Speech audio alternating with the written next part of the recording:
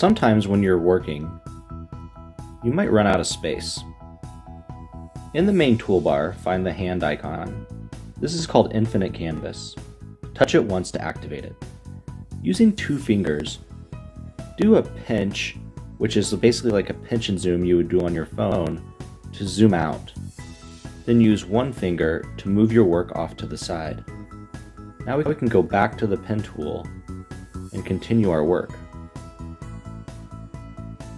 Using Infinite Canvas, we can continue to zoom in and out on our work without creating a new page.